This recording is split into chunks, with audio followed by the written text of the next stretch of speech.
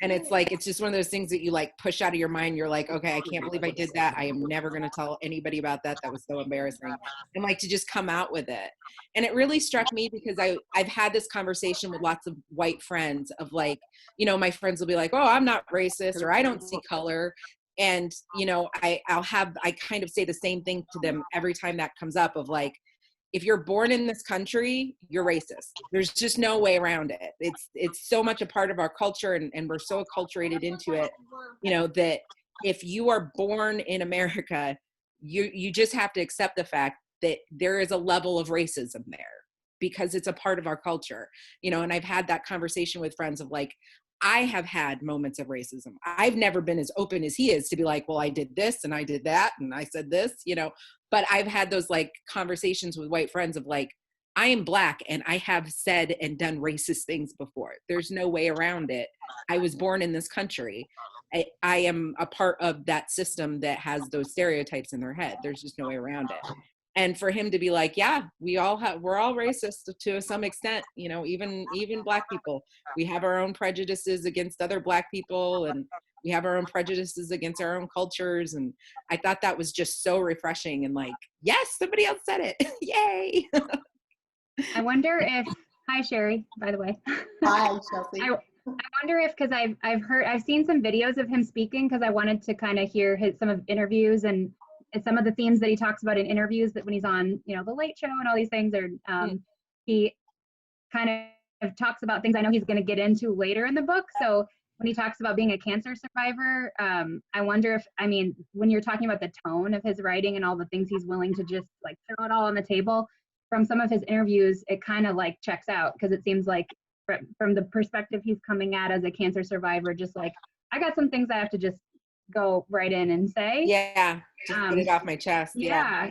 And I know he's going to get into this later, but even for, like you said, the prologue, it just jumps right in and talking about, oh, Black people can be racist. And I know some of us have read in some, you know, a lot of different, I think I even saw a video of the author talking about how people disagree about this, if Black people can be racist, because of the whole idea of power, that they can be like have stereotypes or have oppression towards other groups, but that racism is tied up with power.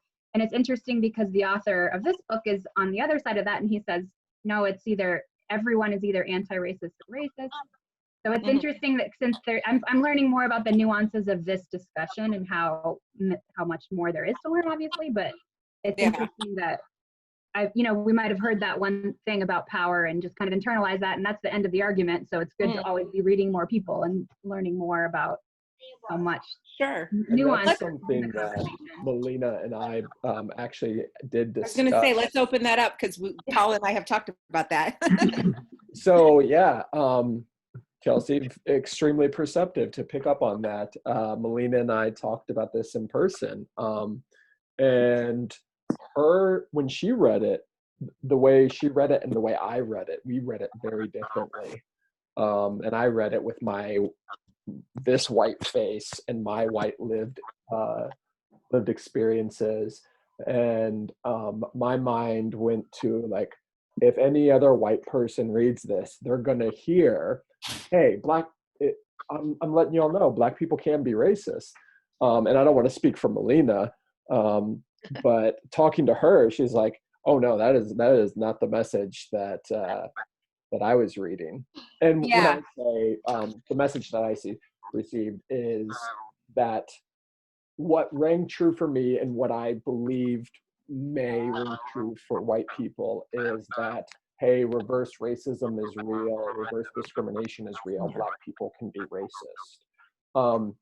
And through our discussion, I think, we definitely came to a meeting point of it's a lot more nuanced than that. Yeah. And I'm listening to the audiobook, so I've kind of, because he just like speaks like a poet, and it's just, I'm just kind of gone through it faster, and I mean, not to skip ahead or anything, but even from the prologue, since you were talking about the prologue, it just kind of draws you right in with some of those themes.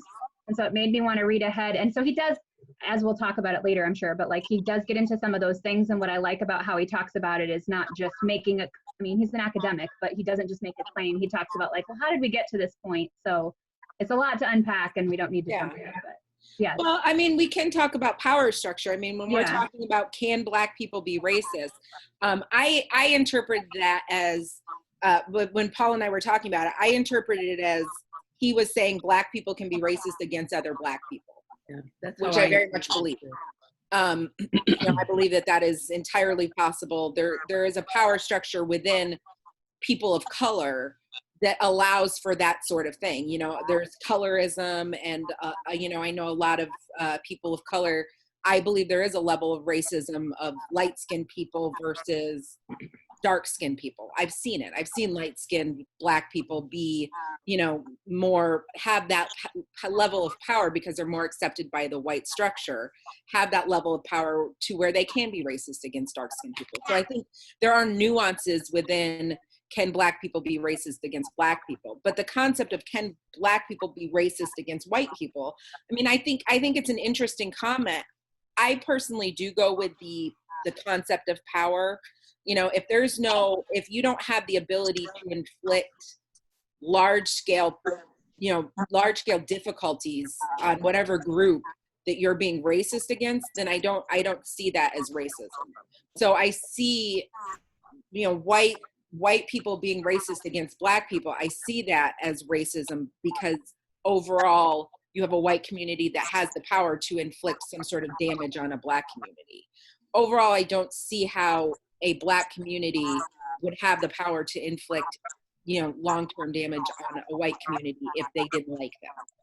So, I do believe in that power structure and that concept of like, if you don't have power behind it. But I do think Black people can be racist against Black people, and I think they can be racist against other groups. I mean, there is the concept that Black people have been here longer and therefore have more power than other groups.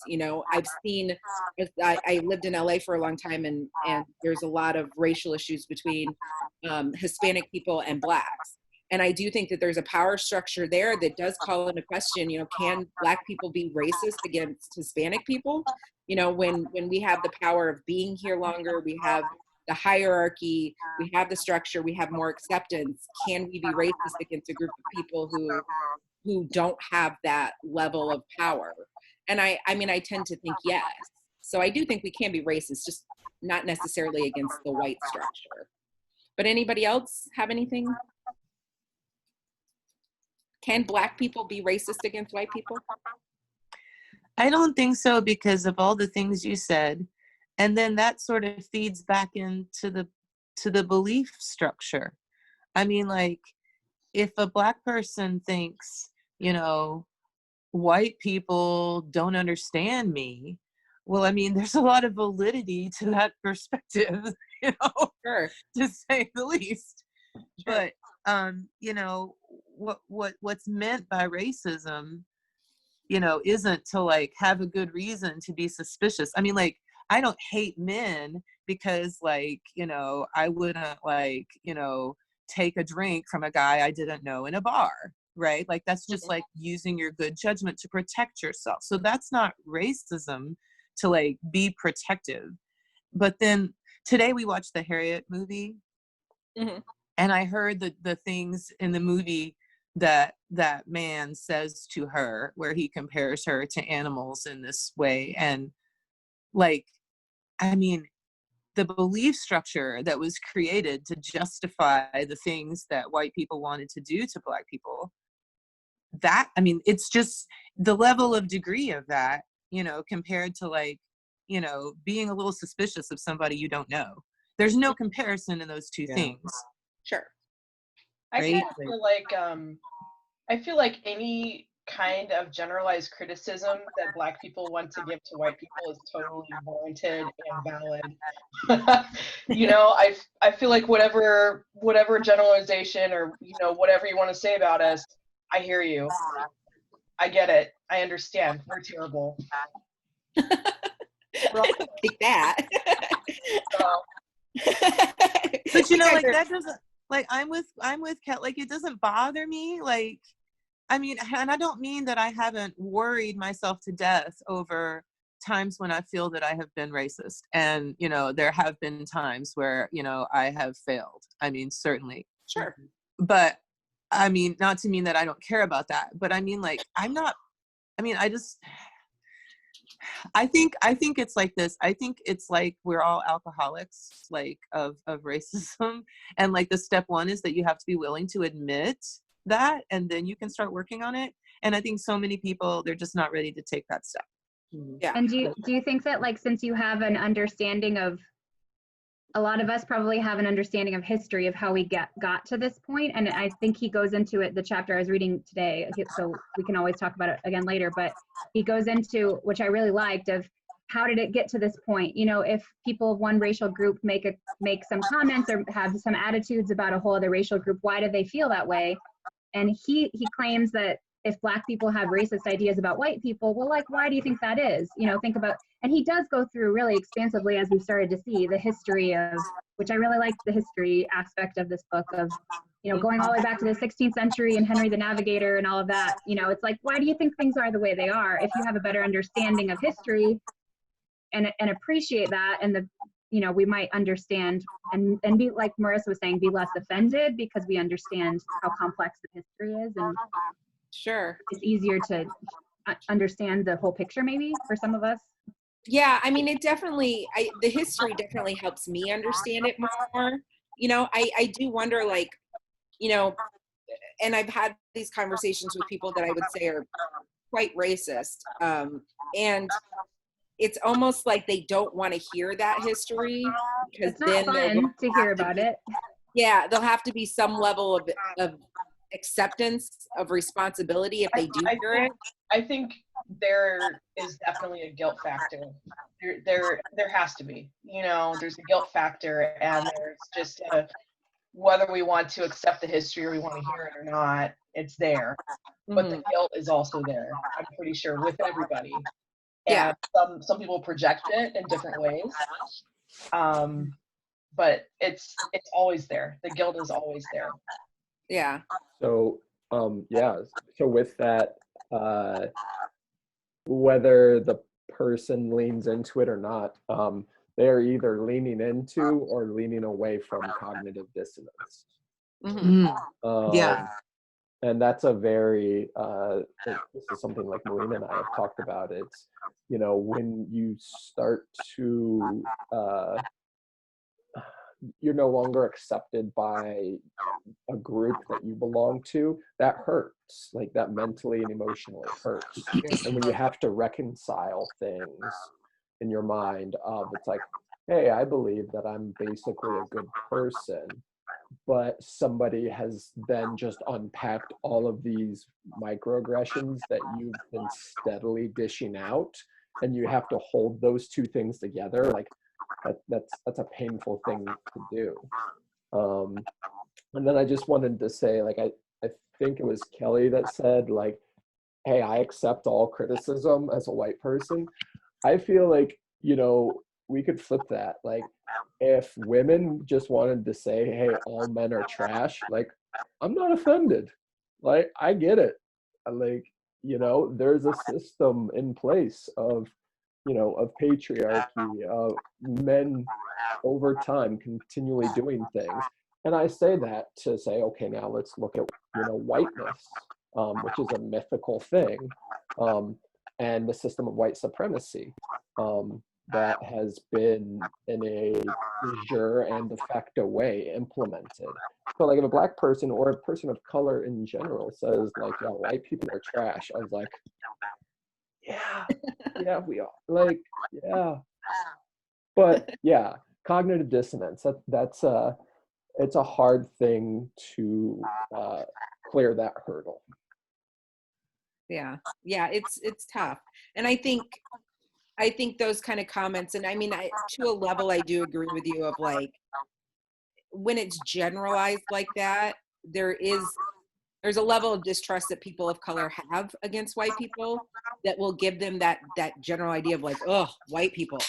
But, like, you know, I think, and I think that's warranted. I mean, I do agree that there is that frustration, you know, as long as it doesn't, I kind of have a problem with it getting to an individual level. So, like, you know, anytime it's you're generalizing. I can understand the generalized frustration or anger towards whiteness, but I do draw, I mean, even I, you know, as a person of color, I draw a line at like personal, you know, I don't like you because you're white, you know, that's kind of like, you know, that bothers me. But Yeah. again, I wouldn't necessarily call that. Is that, do you feel like that's something that you see? Like, because like With I Black would feel people? like, I mean, I would feel like if I saw somebody saying that, you know, there would be like a lot of reasons underneath why they had singled them out. I mean, I wouldn't Well, think. yes, and I mean, when it's kind of the same, I look at that as like the same side of a coin of like, you know, if you look at me and go, I don't like you because you're Black, that's racism. I see that as racism. If I have a personal problem against somebody, but I'm blaming my personal issues with them on their whiteness, I see that as an issue. I might not like you for a reason, but if I'm saying, I oh, see what you're saying. I know what you're like saying. that I white just people. wondered if that's something, because like I just don't feel like I've ever had somebody just like that knew me at all dislike me because I was white. I mean, I feel I've like had it before. I feel like I've had You had have? somebody Mhm.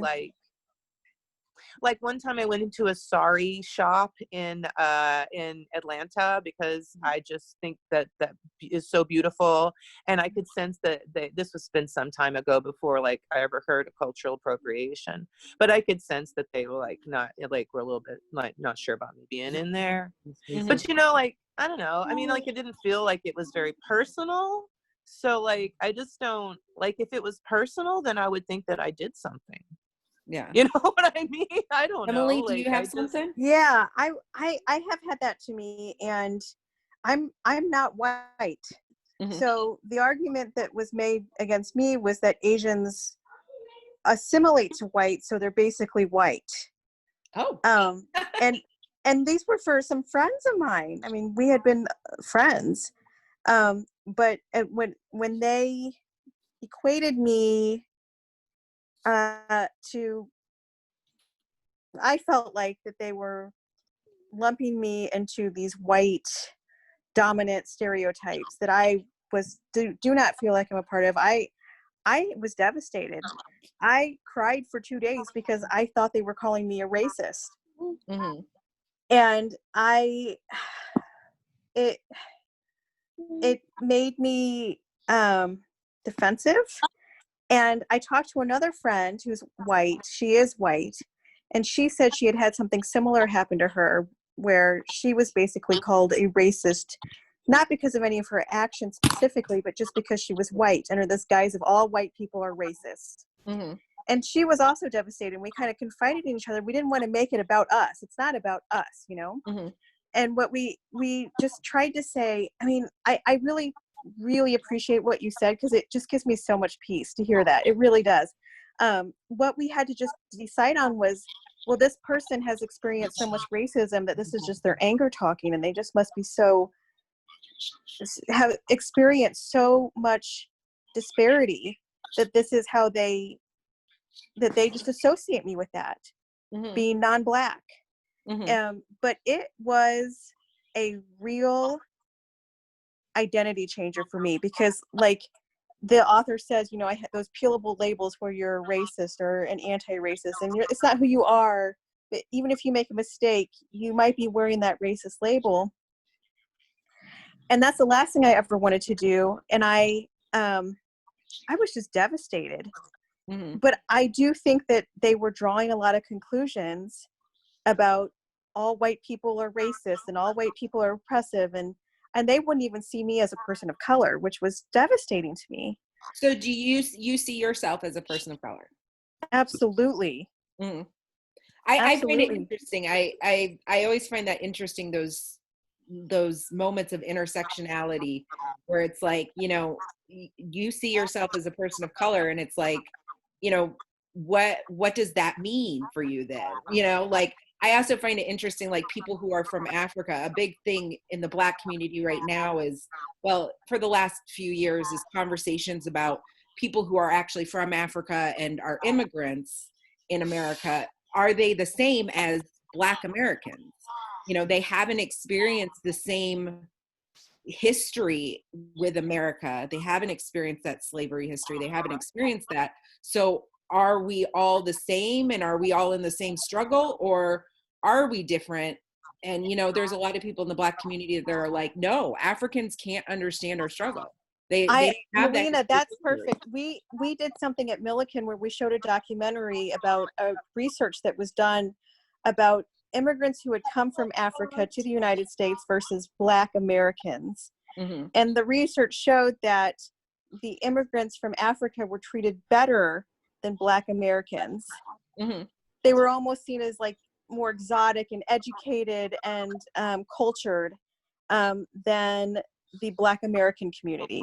So they could not, I mean, they could, I'm friends with a friend from Botswana, and she told me that when she studied in the United States, she received some racism, which I could totally see. How could she not, just based on appearance? But this documentary that they did showed that they actually receive less discrimination and are almost, it is exoticized almost. Yeah. And they And do culture. not receive, they We're do not seeing it receive culture. the amount of, Mhm. yep. That's what this, I don't know how generalizable that is, but that's at least one experience that was shown in this group. Yeah, it's a big issue. It came up, I think, actually in that movie Harriet, because the woman who played Harriet Tubman, I believe, was English, was British, and it was there was a big uproar in the Black community of like, this woman doesn't have her culture, she's British. Yeah. And, you know, a lot of white people were like, but she's Black. And it was like, no. Wait a minute. Like, yeah, she's Black, and good job making Harriet Tubman a Black person in a movie. But Oh, that's interesting. That's she's interesting. British. She doesn't have our history. She's That's always not a low bar to clear. American. I was just thinking about this because I don't know if you guys ever listened to Code Switch from NPR. Mhm. There was a really interesting episode, and I think it was an older episode, but I just, you know, whenever I downloaded it, but it was so interesting. It was a girl who was going to an Ivy League school, and I don't remember which one, but it was some Ivy League school, and they had some orientation for students of color. And this might have been back in I think it was the late 80s, early 90s when she was a student. And she said that she talked about this issue. They separated students out from African-American students from Africa and treated them as kind of students who had more advantages as international students. And then they called them like the just Black students from like lower, or she said that, I don't know if she said that was the name of the orientation, but that's kind of how they talked about it and how they separated students out. And I thought that was so, like that idea, I'd never thought of that before as much. And so I was really interested in this book that we're reading that we're talking about the whole book in one night. Yeah. I was really interested in that too, that whole idea of, I again, never had thought about that as much before until I'm listening to him talk about that experience of, I don't know, when he gets into his school days and some students from African countries that he had met. And so that was so interesting. Yeah. Yeah, it's something that even it came up for me, I don't know, maybe about a year ago. I think it was right around the time that movie Harriet came out. This kind of conversation within the Black community came up, and it wasn't something I'd ever considered either, because I'm not personally around a lot of people who are immigrants. I like Black immigrants. I'm not around them. Like my Black people are American. So I have never really considered that, but I've heard a lot of stories and I've read up on it and listened to podcasts about it. And a lot of people talk about how there's even, and they call it racism within those groups, because you'll have immigrants, Black immigrants who'll come over from Jamaica, and those kids, you know, will be told, we are Jamaican Black. So you don't hang out with those Black American kids, because they're, you know, ghetto, or they're not as cultured. So there is, really, I guess, that sort of dichotomy even within the Black culture of like, we're Jamaican Black, or we're from Africa, you know, and we're more cultured. And, you know, so there's, even within Black culture, there is that stratus of like, who is more cultured, who is more intelligent, who is more, you know, so it's interesting. It's definitely interesting. It's something I've read about more and more lately, you know, because for me, it's always been colorism. You know, like the Irish and the identified. Polish and the Italians when they first came here, and they were all like clashing and Yeah. where they came from. Yeah, exactly. I mean, and I've always identified with colorism because in the American Black community, it's the lighter skinned you are, the better off you are. You know, so I've always kind of tried to at least recognize my privilege of being relatively light skinned and understanding that, you know, people who are dark skinned African Americans have a more difficult life than I have. But I've never heard about, you know, from people from other countries, you know, Black people from other countries having a different story. And can there really be racism if you weren't born in America? Can you be Black and not really understand the racism that comes with it because you're not from here? It's very interesting. You know, and with that, it's interesting, like even when you say one, this is the thing, I've had a problem saying people of color. Like it feels like, I feel like that phrase is almost on the cusp of being pushed out, because it feels like one step away from saying colored. So I try to say non-white. And that's not me correcting anyone. That's me as a white man saying, like, I feel like I should just stop saying it. Yeah. But even when I think of people of color in non-white communities, like my mind immediately goes to, and has for a long time immediately gone to, Black and brown people. And brown including Latinx and Indigenous and First Nation persons. But it's also interesting to bring up, like, I don't know if Emily was hinting at this, but there is the issue of Asians being the model minority. But with that, we only mean a very specific type of Asian. And that also highlights like my blind spot of like, oh no, nobody is considering like South Pacific Asians as model minorities. You know, when you start thinking of like, Yeah. Well, I think that's also just kind of America's blind spot for Asians in general. It's like yeah, Americans don't understand enough of like how massive Asia is and how many different groups there are. And, you know, it's like a lumping of like all Asian people are the model. And it's like, well, that's because you don't know how many Asian people there are. Like you don't get the different cultures like within it. right, So I think right. that's some of it. Yeah, but then it's like, then when you actually like, then maybe you see someone that's from like I can't think off the top of my head, a small Asian island, but that it, appearance wise, a basic white American would probably recognize that's not a Chinese or Japanese person. I think like there's that distinction there. We don't put them on, we don't let them coddle up to whiteness as much as we do Japanese, or I shouldn't say coddle up to whiteness because that sounds like there's intention on their part. We don't imbue whiteness on them like we do Yeah, Chinese. sure. And I think some of that is colorism too. I mean, I from what I've read of Asian cultures, there is colorism within Asian cultures. So I think some of that, again, it's how close you are to whiteness.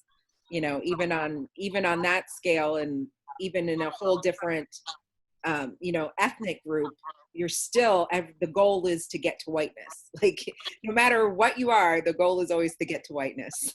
So I think some of that exists in that too. I mean, Emily, I don't know. I'm No, just that's saying wonderful, what I know really. about Asian culture. No, it's wonderful. And the Asian culture and Asian Americans, well, I know I'm not an immigrant. So growing up as an Asian American, I wanted to distance myself as much as I could from Asian immigrants. Yeah, I didn't learn Chinese. I made sure to wear American clothes, eat American food. I just wanted to distance myself from that discrimination, the negative xenophobia of being an Asian immigrant. Also, in American Asian history, we had the same thing where we tried to separate ourselves from each other, which I was thinking was like the epitome of white supremacy. Mm-hmm. During the Chinese Exclusion Act, the Japanese would wear buttons that said, "I'm not a Chinese, I'm Japanese." And during the Japanese internment, Chinese would wear a button that said, "I hate Japs as much as you do." Oh, Yeah. And I when I read stuff like that, it's like, to hear, and I love getting these other perspectives about the Black community, because I see it so much in the Asian community too. It's like when I see Asian communities wanting to distinguish themselves from each other, the first thing I think is that's just too bad, because that to me is white supremacy working. Absolutely. We're just tearing each other down, putting each other down, fighting with each other, trying to protect ourselves. I mean, we're trying to survive, but it's all ultimately a result of white supremacy. Sure. Same with colorism. It's so interesting. Whiteness. Yeah. Yeah. But again, And it's I that really- internalized racism that even we have of like, we've got to, you're better, the closer you are to whiteness, the better you are. I love that. Yeah. Yeah. Actually, I love that. I love all of that. And I appreciate the model minority thing too, because I always struggle with that. I mean, the model minority, I think,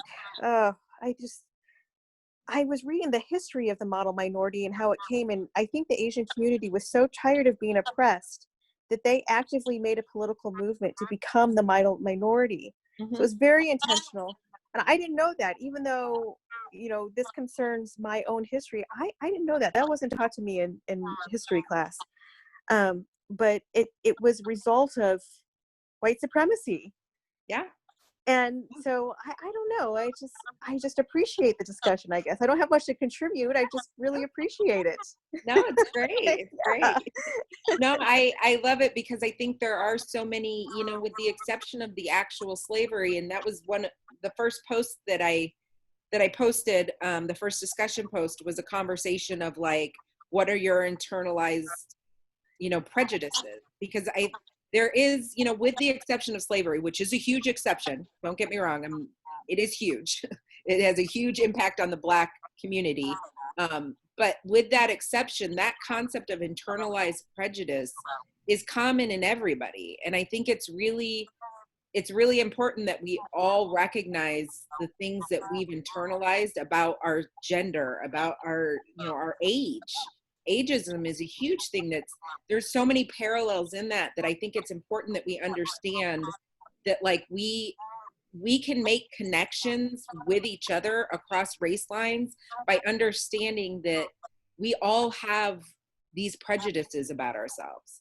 So just like, white women have prejudices about being a woman, and, LGBTQ has prejudices about being queer, Yeah. those things, those are connectors that we all have our prejudices about ourselves. And I think that's important to understand and to realize, and a lot of them that I read were women saying, I tried to be less boyish, or, I tried to be, more feminine, and those sorts of things. And it's like, those are things that we can all connect with. I mean, we all, no matter our race, we all have those issues of gender. We all have those issues of, LGBT and queer issues, and we all have those, So I think it's important to recognize, like, we've internalized a lot as a culture, especially women and people of color. So I love that, he kind of brings that out in the book of, like, right away, he's like, hey, I've said some really crappy things about my own race, and, I've done it. We've all done it. Let's just accept it and move on and, do better. And I like that idea.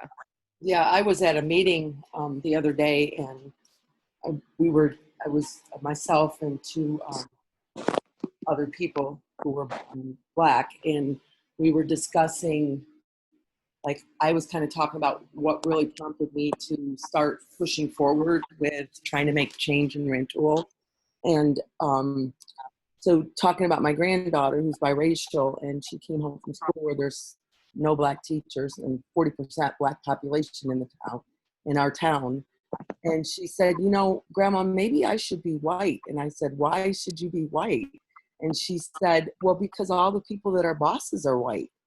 And so that really opened my eyes up to, like, how, and I always knew representation was important, but in our family, we have very strong Black people. Like we have Melina, we have my husband, we have, you know, so I didn't realize that it still made such a huge impact on her. And so I'm like, okay, this has got to change.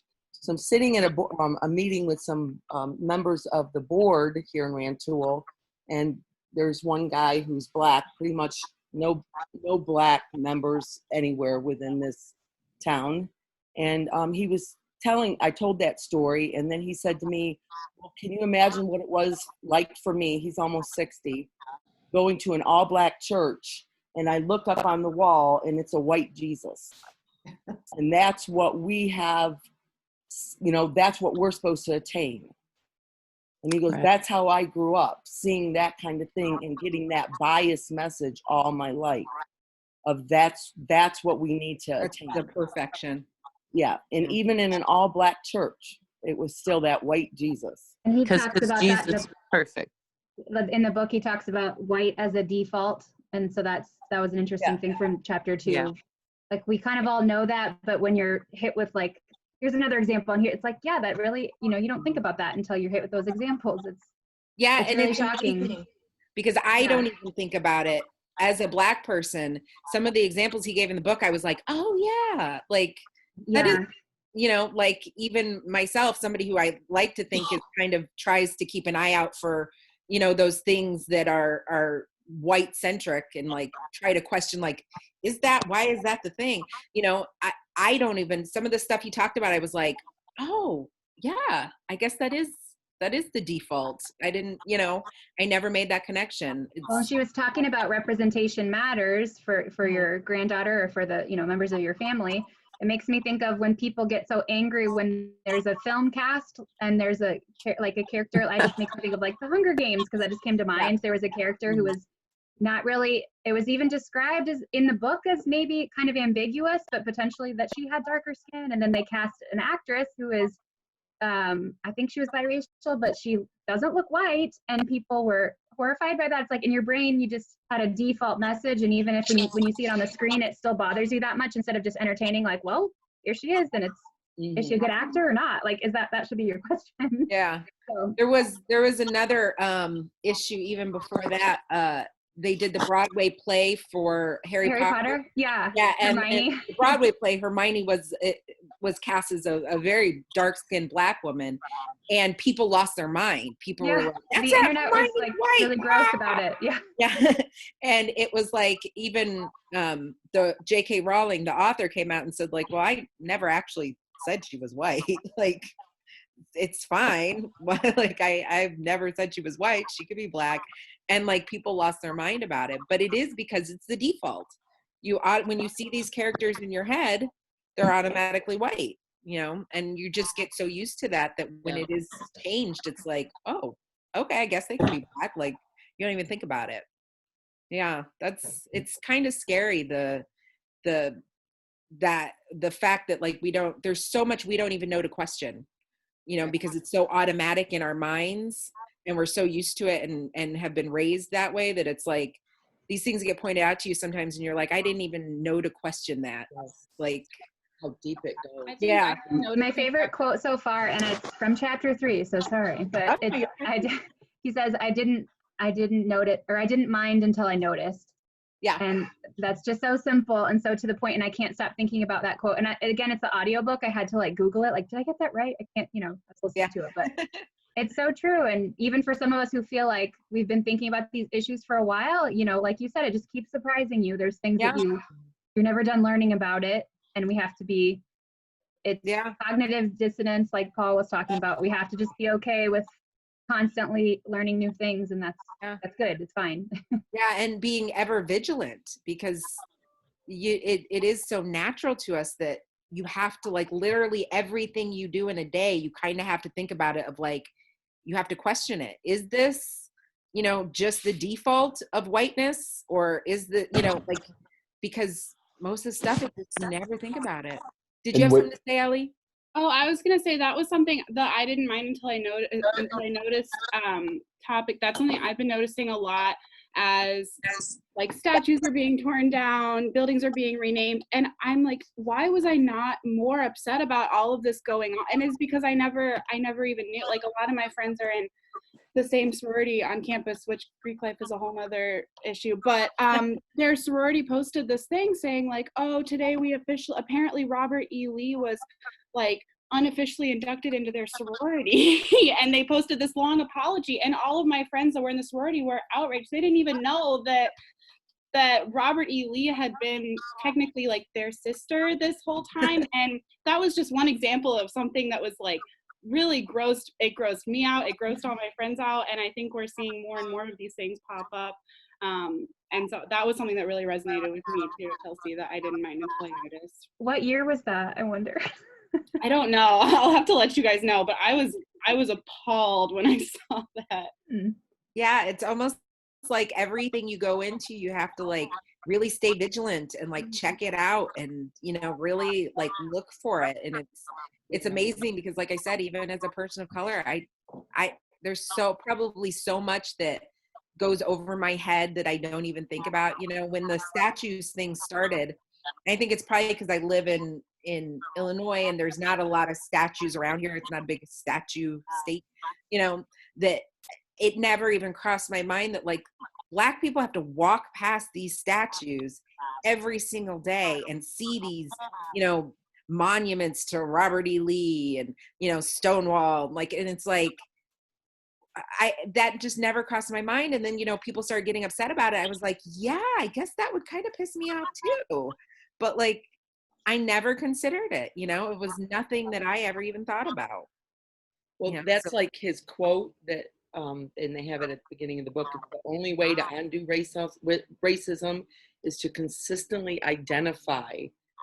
So, and you look at that and you think, identify, describe it, and then dismantle it. And you think the identify part of it would be the easy easiest part. Yeah. But it isn't. No. Probably all of that, identify, describe, and dismantle, all three are pretty difficult. Pretty difficult, yeah. And the identify might be the hardest part because you really have to know the history of it. To identify anything, you have to know the history of it. And, you know, that's Especially in work. That's today's a lot of world, work. because it's not always blatant. Yeah. Well, Yeah. and with that, I feel like yes, there is. It's definitely hard to identify because there's so much that we're just not aware of the history.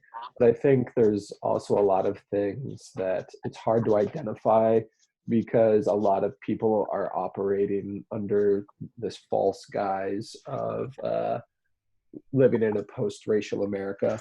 Although I don't know how much that still rings true with very many people with 45 in the White House. But yeah, I feel like a lot of people still do somewhat operate like, you know, I can make this joke or whatever because civil rights happened. We had a Black president. Yeah, we voted, you know, he was there twice. That's I feel like people are really taking a mile out of that inch. Mm-hmm. Well, I think also, you know, I mean, there's a lot of uncomfortable, even if you do recognize it, even if you do identify it, it's, you know, and I know this even for my own self, it is hard to be the person in the room that vocalizes it. You know, I mean, even if you do notice it and you recognize it, to be the one that stands up and goes, hey, this thing is wrong. You know, that's because then they're gonna say somebody's got to play the race card. Why do you got to play the race card? It's fine, leave it alone. Why are you complaining? Don't rock the boat. Yeah, I mean, it's with family. That's a thing that I have so much trouble with is when that comes up with family and when you like the time and the place, like when you call it out and when you don't. And is it gonna matter if I call this out? Is it, you know, are they gonna listen? Probably not. And then like Marissa said, you know, there's also the, oh, well, if you're seeing color, that means you're a racist too. Like that whole weird argument that just makes no sense. But I mean, it's hard. So, and with that, like somebody throwing out the race card, like I feel like that might be a blind spot in my understanding of history because like no, I've heard it and I hear it a lot, but it's No, I just- like was that like a legitimate bat? Like, did it have some legitimacy? Like, yeah. When was there historical ever an context? advantage played that you received by you know by being saying the- like, yeah, like it feels like it's nestled right against like welfare queen tropes of Yeah. they found one person who in Chicago, there's a book written by her, and they based everything off of her to call her the welfare queen, and then lots of more. So like, was there someone like? I'm not. Are you asking for like a historical context on that? Well, but not even that, but also just to address the fact of maybe the next time we hear someone say, well, that person's just pulling the race card, just say, no, what you just said is a silencing tactic. You may not have meant it as a silencing tactic, but that's a silencing tactic. Yeah. I mean, I don't, my guess is it probably has something to do with affirmative action. I mean, that's just about the only thing I can think of that you would connect it to was like, oh, you got your job because you're black, like you're pulling the race card. Like my guess is it would be somehow connected to affirmative action. Or, you know, I mean, otherwise than that, I don't know any time when black people have been, you know, have vocally had it better. Like, well, you know, I will race tell card to you what win I think it something. means as a white person from Tennessee, where there is a statue of Nathan Bedford Forrest they just took that down, by the way. I think it means this. I think that they say don't play the race card because it is considered like hitting below the belt to accuse someone of being racist. Like that is just low. You just would never say a white person is racist. Mhm. And that's why it's playing the race card, because it's unfair. Like Okay. it's like, you know, like you don't hit below the belt. That's just not saying that's what I believe, but that's Yeah, but that's the my context behind gut. it. Yeah. That's my gut take on it. That's And what that's I think how- is behind it. And that's the context, you know, with other white people. I've heard it largely in that context too. And so if we hold that in thought, that is 100% trying to stifle the conversation. Like it needs to end there. Like that's a shot below the belt.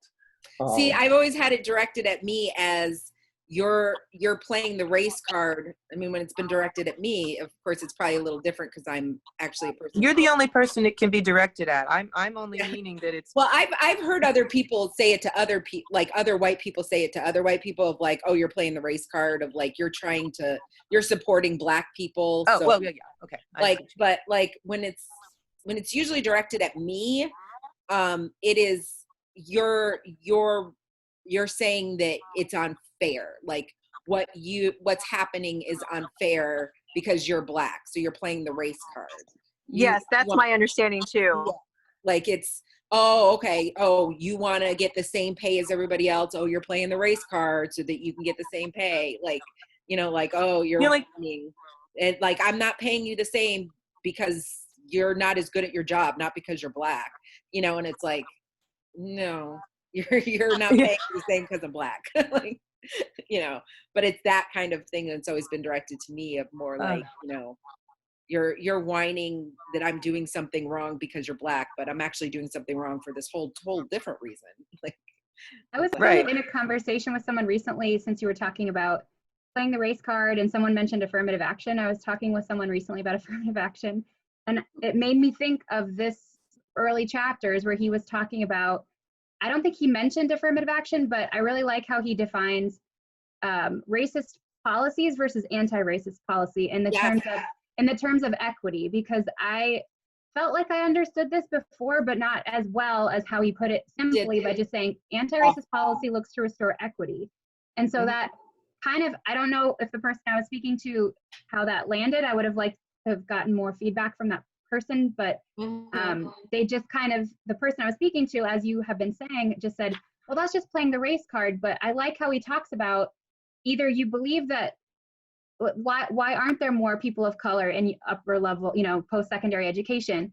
either you believe that there's something fundamentally wrong with those people, or Yes. there have been racist policies against them. So to me, that put it in such, I've always struggled with talking about affirmative action because I'm like, I think that's a good policy, but I can't explain why. But Yes. now I feel like I have more tools of being able to say, well, it works to restore equity that has been taken away from groups of people, and people still might disagree with that, and that's fine, but it Mhm. helps me be able to articulate how I feel about that a little bit better.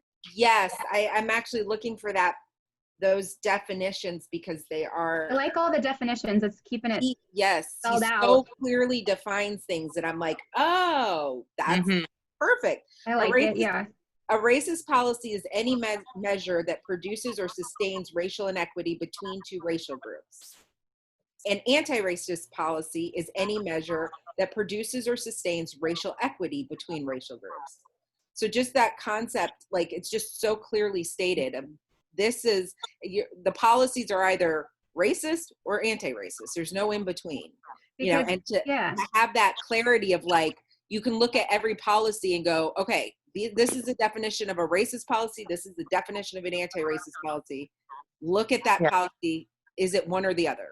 Because if you were You know- just playing the race card, you would be that's like you're saying something that doesn't have any value or no data behind it. But Mhm. actually, you're just pointing out that the numbers aren't equal here. So what is the cause of that? It's either A or B. Yeah. It's either there's something wrong with this group of people, or there's something wrong with the history and the policy. Yeah. And that just made it so much clearer. So. Yeah, and it really helped too because, you know, he says either he says, like you said, either you believe that it's something wrong with that group of people, which is a racist thought, or you believe that it's something wrong with the policy. There's no in between.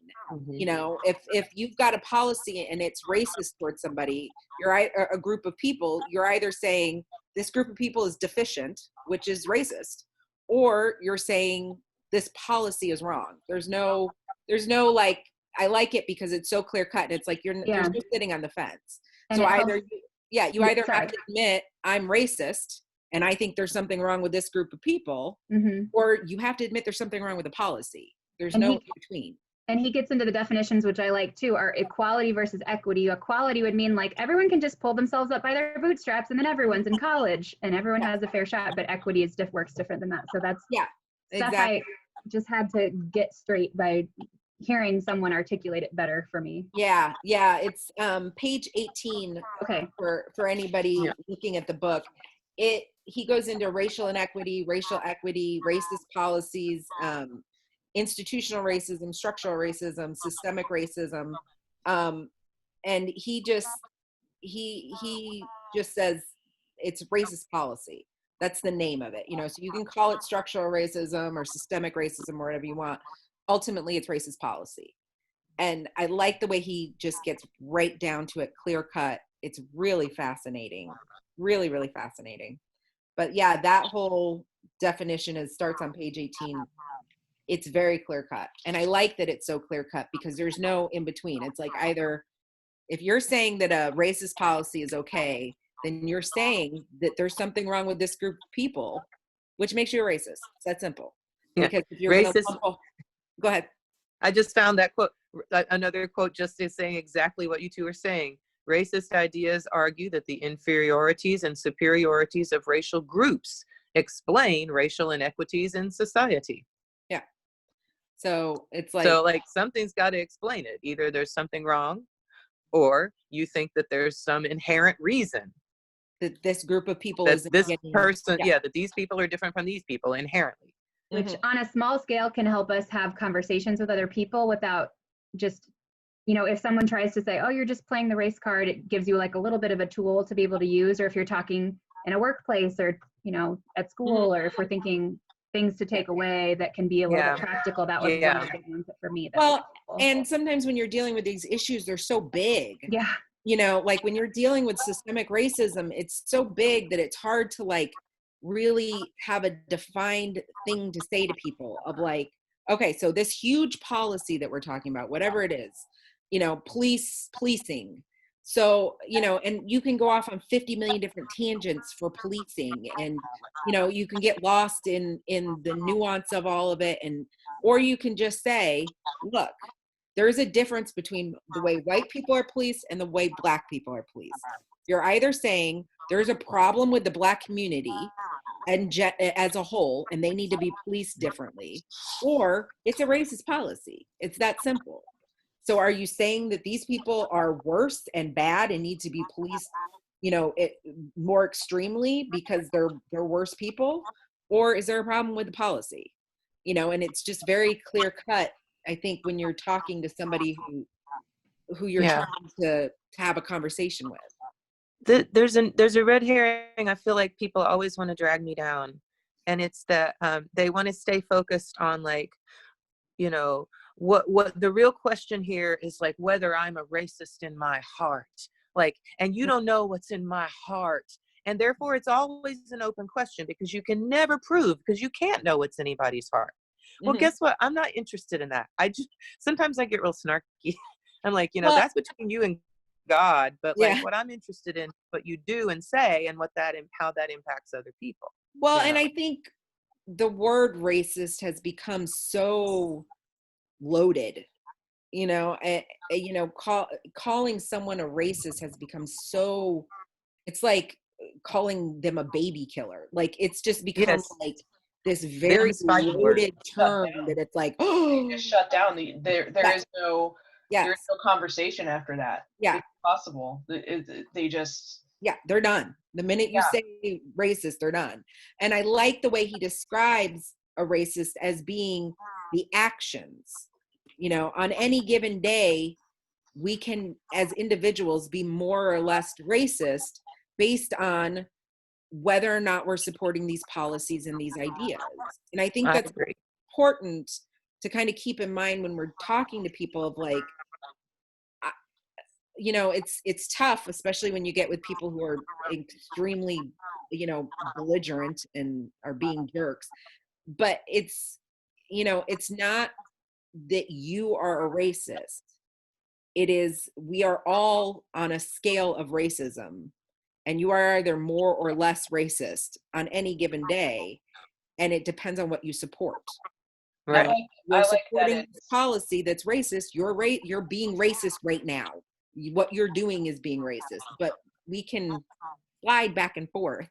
I think that's important to note with people. I think the thing that I've been hanging on to the last couple of days, really, as I've been reading through this, is that there is no middle ground. Mm-hmm. There is none. You can't be neutral. Being neutral is being racist. Yeah, that's right. There's no in between, and that's you're either anti-racist or racist. Yeah, that's it. And there is no. I've been thinking about that a lot lately, especially with things I'm seeing online, and I don't know. It kind of makes it easier, but it also makes it harder, because it's like, no, that person really is. Yeah. Yeah. But at the same time, you can slide back and forth. What you're doing is either racist or anti-racist, but it's added to a degree. So like I grew up in Tolono, which at the time was all white. I was the only person of color in Tolono. So, and I think I've told you this story, Kelly. But there was they used to have KKK meetings at the Courier Cafe, which was a little cafe in Tolono. And they would have the guys would come out in their jackets, their Klan jackets or whatever. And I was in elementary school, so I knew none of these terms. I just knew that they were having their little KKK meeting. And somebody had told me at some point to, like, stay away from those guys, because, like, you're way too dark to be, like, talking to those guys. So they would come out, and I'd be usually going into the library or going to school, and they'd have it was like almost like a boys' breakfast. Like, you know how, like, farmers get together and have breakfast in the morning and they have their coffee? It was like that. And they'd come out in their Klan jackets and everything. And there was one guy who was, he was the pharmacist at the store. And he'd come out with the rest of them, and he'd wave to me in his little Klan jacket. And I'd, like, wave back. And it always struck me as, like, later on as I got older, it struck me as weird, as, like, this KKK guy who was clearly part of this Tolono Klan always waved to me. And I waved back, and like I'd see him at the pharmacy and he'd give me a piece of candy and like was really, really nice to me.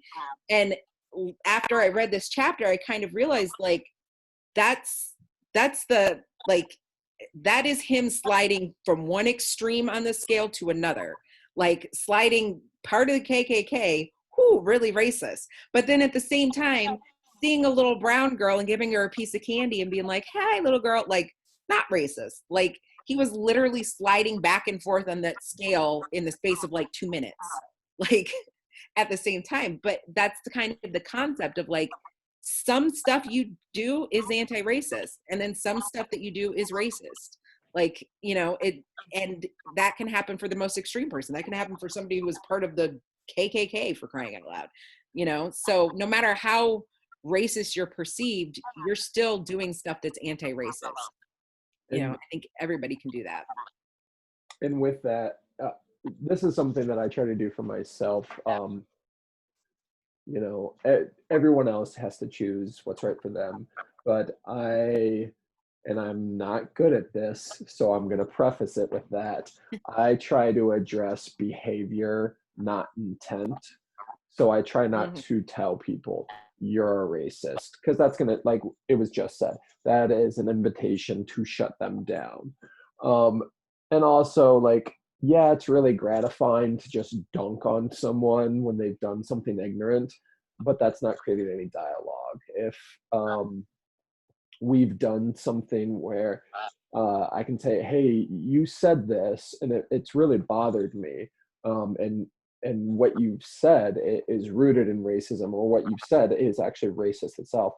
Like even motivational interviewing has shown like that can invite someone to separate themselves from their behavior and look at their behavior, because it's a lot more painful to look at themselves. And with that, I loved that we've pointed out policy when talking about equity and equality, because so often, and where's this button? Okay, well, I can't find the button right now, but we're super familiar with the picture of like equity is giving everyone the same box so they can see the baseball game, or excuse me, equality is. Equity is giving the people that need the boxes to see that baseball game. But there's always like this third panel that gets left off. And it's removing the systemic barrier that's keeping everyone from seeing the baseball game. So I really like the way that Dr. Kendi describes anti-racist policy.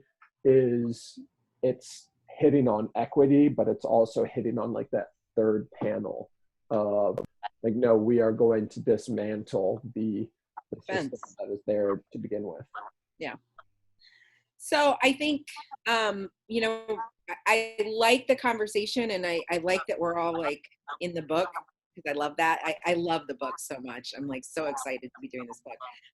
I thought maybe as kind of a closing, we could all kind of, I wrote this as a second post on Monday, just one small thing that you can do this week, or actually the next 2 weeks before we have our next Zoom meeting, to either sort of educate yourself more on one concept or one idea, to or something that you can, just something small that is anti-racist, some small step you can take, one small thing you can do.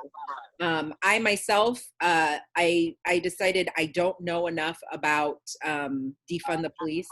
I just don't know enough about it. It popped up and caught me completely off guard. You know, and I've been reading about it, but I think, like we've talked about tonight, history and context is important. So I need to know more about like what has police funding been, that we've got these like blown up police budgets now. Like how did these budgets get so out of control? What's been happening with them, like, you know, throughout history? So that's my one thing in the next like couple weeks, is like I really want to understand the context of defund the police and understand police budgets and those sorts of things. so I feel like I'm more comfortable speaking on it, because now when people bring it up, I'm like, I don't know a whole lot about that. So that's my one thing that I can do in the next couple of weeks. Anybody else? I'm trying to get caught up on history, like Mhm. really fast, like as fast as I can, because I Any feel like specific that's, history? what's that? Anything specific? Yeah, so I actually I heard an interview on NPR. Sorry, my child is laughing hysterically in the background. We love it. Or not. But I heard an interview on NPR with the person that wrote a book called The Color of Law. Yes. Yeah, and so Yes, I want to read that. I That ordered book was- that book, and I'm gonna start reading that probably Friday or Saturday.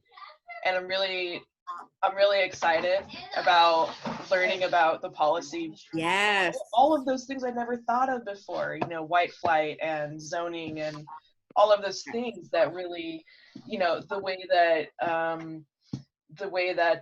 you know, schools are supported by taxes. Well, Black communities, they don't have to pay as many taxes, and it's not that they don't have to pay as many taxes, but their property values aren't as much, and so their schools aren't funded, and just all of these things kind of surrounding housing. So Yeah, that's what I'm on right now. That's awesome. There's a economist, Dr. Catherine, I think her name's Catherine. I know her last name's McGee.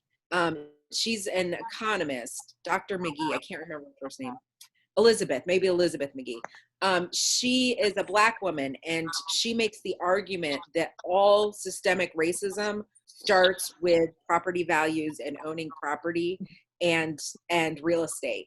And she really recommends that book, The Color of Law, because she says that all systemic racism has basically started from that, from policing to education to law enforcement to the justice system. All of it stems from property and real estate. And I've heard that it's a really, really good book. So I'm excited about that. I'm hoping that, like, taking a deep dive into the weeds is going to help me understand a little bit more, at least. So yeah. Anybody else? I like this idea of looking up stuff that you feel like you should have learned about, but you never did. Yeah. We were making trivia for our friends, for some friends. We have like a rotating group because we can't go out and play trivia anywhere together. So we've been taking turns making categories, and I like art history. So, you know, my husband was making some categories, I was making some, and it just struck me like, oh my gosh, my art history knowledge is so like Eurocentered. And I mean, I'm a Spanish teacher, so there's a lot of like Latinx art history that I know about, but have you guys heard of the podcast Keep It? Okay, so they had an art historian on. I think she's a museum curator, and she wrote a book called This Is What I Know About Art. And so I ordered it from the bookstore here in town.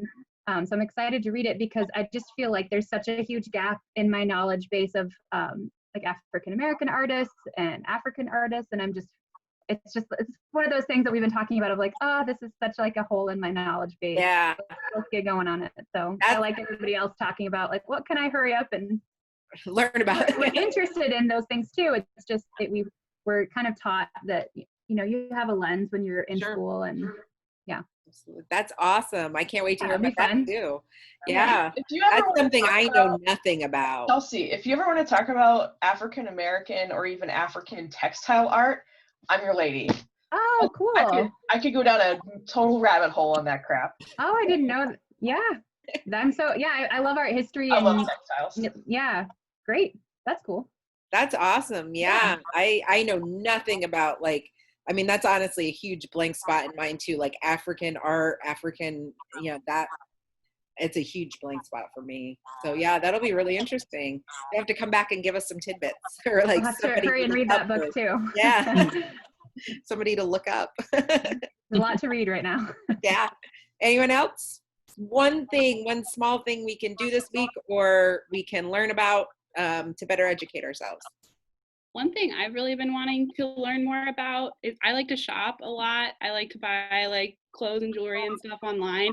And I think that I don't examine enough where I shop from. I saw a tweet the other day that was like, how come when you're shopping from like a small locally owned Black business, it's like, oh, like, you know, I want to try to help this business, but then when you go to Walmart, it's like, oh, I just have to go to Walmart.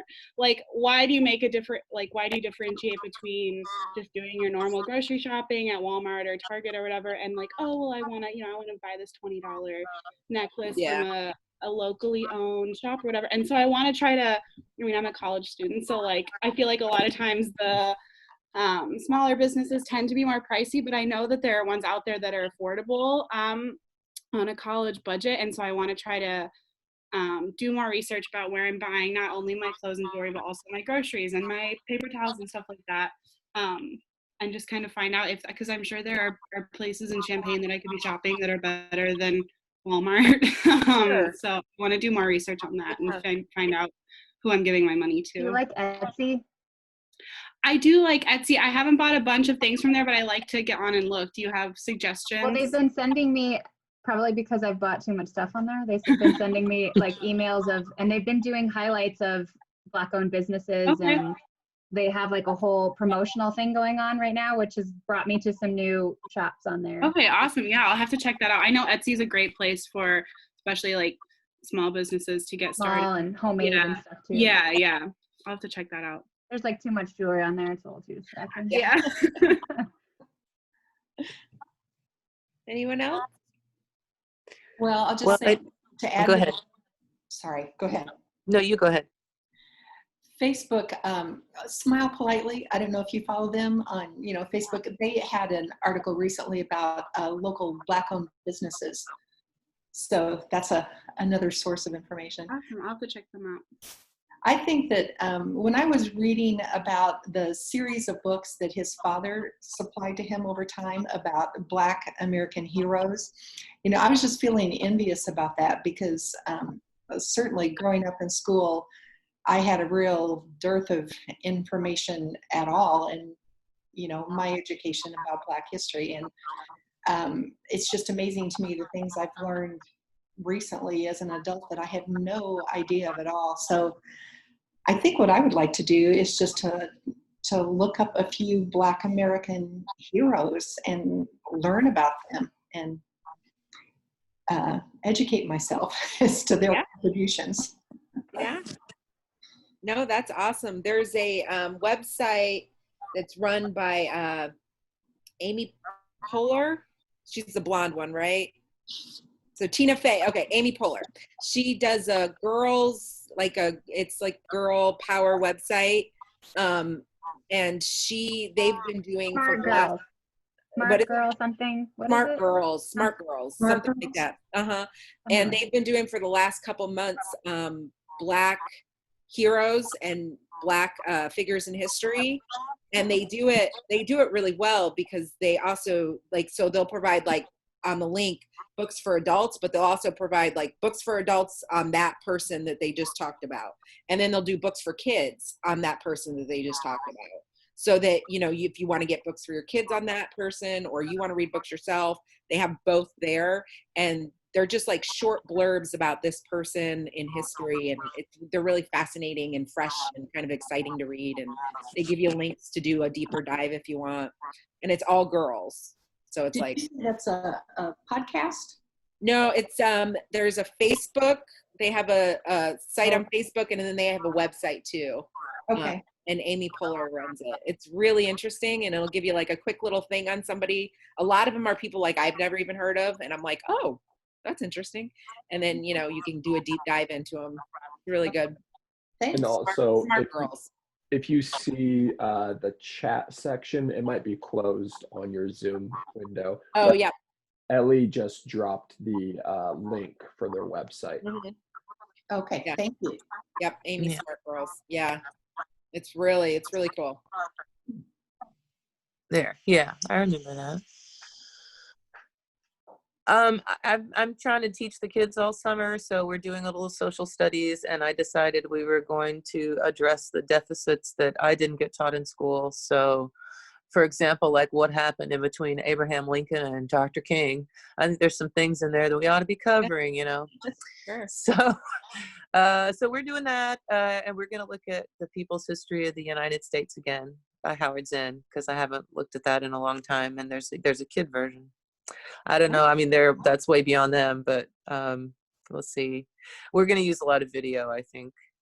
And then the other thing, I have two other things. One, I'm going to reevaluate and triage how I'm spending my time, because I think I'm spending too much time arguing with people online who are not arguing in good faith.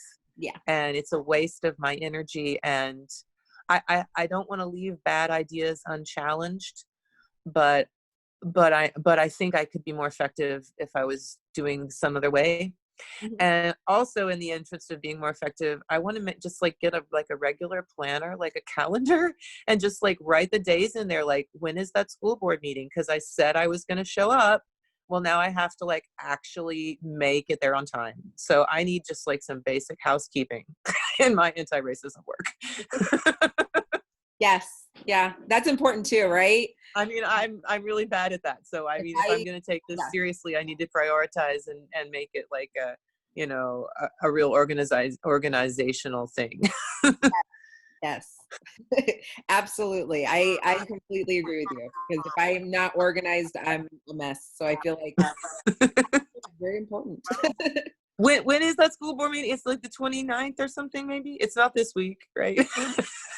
I have no idea. You don't know either. Okay, I'll look it up. I was talking to my union rep today for many other things, as you can imagine. And Yay! I did ask about the school board meeting, and she said it's announced 7 days before the meeting. And I said, this just shows how I haven't been to one in a long time, but that seems a little odd to me. Everybody else has meetings announced like for a calendar year. Why don't they just tell us when it is? It's odd. That is a little odd. Yeah. Where do they announce it? So she said it's like on the sages.us is the school website, and you click explore and then you click school board. And I didn't find it on there, but maybe 7 days before the meeting it will be there. And that's what she told me. So you have to check every day. If I hear anything more about how that works, I'll let you know. They don't But have them scheduled in advance at all. Like they don't. That was my question too. And again, I'm admitting that I haven't been to a lot of school board meetings lately because I don't know how that works. But yeah, my husband's a teacher, and his are all in his district. They're all the first Monday of every month, and that's it. Like that's when they are. I would have assumed the same, but I'll let you know if I hear anything. I'll post it in the group. And they did say that they're meeting at the middle school, but that's all I heard so far. I hope there's a virtual component so I can watch from here, but I don't know any more than that yet. But if I hear more, I'll share.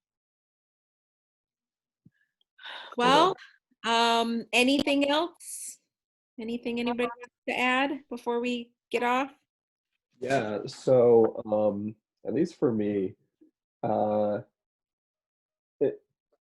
Melina's heard me say this before, so you can just zone out if you want. I'm really trying to operationalize knowing when to hold on to the mic and when to pass it, when to give up my platform, and when to give it to someone else. Because there is that fine line of if you try to give it to someone else, you might be incurring more emotional labor for them. And for people that close, if we're friends on social media, you've probably seen I've been active in a few things. And the comment section kind of alluded to this. I think that a few people have come to me with resources about some alt-right tactics. And there are two people in particular who keep showing up in my comment sections on things that I post. And I'm a big proponent of you don't have to show up to every argument you're invited to. But if I'm really wondering if I want to make a concerted effort of sitting down and examining what they are internalizing and try to get them to a point of dialogue, not just talking at each other. Because I know one person specifically just wants to try out his big boy voice on me. because if nothing else, I feel like I can talk to other white men and other people say, but yeah, I guess I want to learn, or I want to operationalize passing the mic and holding on to the mic when it's necessary, and apparently engage trolls on the internet, as backward as that sounds. Yeah, so that's my goal for moving forward. Engage And girls.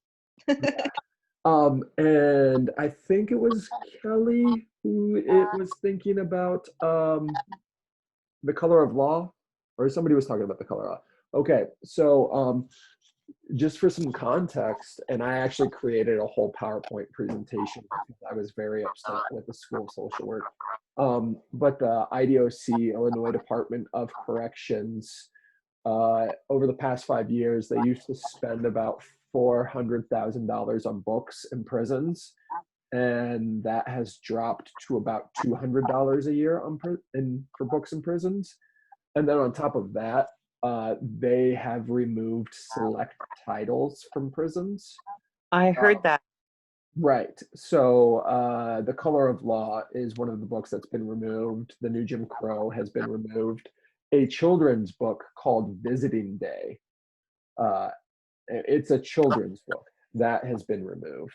So yeah, I do believe EJP, Education Justice Project, they have fought back, and Illinois ACLU has fought back and put the IDOC on record of we see what you're doing. And I think some of the books have been replaced, but the budget has not been replenished. So yeah, The Color of Law is a wonderful selection, and I hope it really is a fruitful read for you. I will say also with that, so the sheriff's office here in town, the Piatt County Sheriff's Office, the jail is over there by Bear Lane. We house a lot of inmates of color from other counties. They have a book selection that is quite old, and not really appropriate to the inmates that they serve. So, but the Piatt County Sheriff's Office does take book donations. So if you are ever in the mood to donate to locally, that's always a good place. When I worked there, I brought in books a couple times. I brought in a few books, and from what I remember and from what I know, they don't really go through the books of like, no, you can't have this, you can't have. Basically, they'll just take donations. They're not real picky about looking through it. But they do have a small library there. And, Could we cultivate like a list of titles that would be, and then to encourage, because some people might be like, well, if I was going to buy a title at Hartfield, to kill two birds with one stone, but what title should I buy if there was a way to know what people would want to read? I don't know how to know that, but we could start even just like a Google Doc that we share with the titles and then check them off as they're donated. I guarantee we could even just grab the titles that the IDOC pulled out of their prisons, and because they were spot on of Put them back in. Yeah, exactly. But they were also completely on brand of, no, we like the New Jim Crow fully illustrates how we went from slavery, black codes, failed Reconstruction, to Jim Crow laws, to mass incarceration. Clearly illustrates that. So they used surgical precision in selection of titles. But Chelsea, I think that is a wonderful idea. Yeah, I think the Champaign County Sheriff's Office also takes book donations. So that's another place too. But yeah, the Piatt County, they take donations, and honestly, it would do good. I mean, when I was there, a lot of older women would bring in like romance books, and it was like, oh, ladies, for the donation, but I don't know if a bunch of like dudes from Chicago are gonna like. A couple of them did. Every now and then you'd see an inmate with like a, like a romance book, but maybe that's. We could even keep 2 lists, like one for Champaign County, one for Monticello. So then if we get 2 titles of the same, cross them off both lists. Sure, let's do that. Yeah. Does anybody want to start that? I could start the Google Doc, and then I mean, the titles that you guys have mentioned tonight, we could start with those. And as people want to add more titles, what would we do? Share the document publicly with the Sages and Solidarity group. And as people, we could talk at some point about how we would want to collect and then donate. But Absolutely. Yeah. And I'd be more than willing if, somebody wants to, use my front porch is like a book drop or something. I'd be more than willing. They can drop it off anytime. Nicola Hartfield, I've had some obscure titles for her, and she is a star. I've had some one out of print in Spanish titles. Like, she's tracked them down for me. So I'd rather give her my money than Amazon. So Absolutely. Yeah. we can add her into the equation if people want to buy from her, if they want to buy from wherever they want to buy. Yeah. If you want to start Your this up, background too. you can put a post on there of, we're going to donate some books to local, local jail. And yeah, we can definitely get that started. Okay. Should I just share, if I can share with a few of you, maybe with your emails, then you can share with the rest of whoever was here tonight and go from there and open it up. Keep in mind.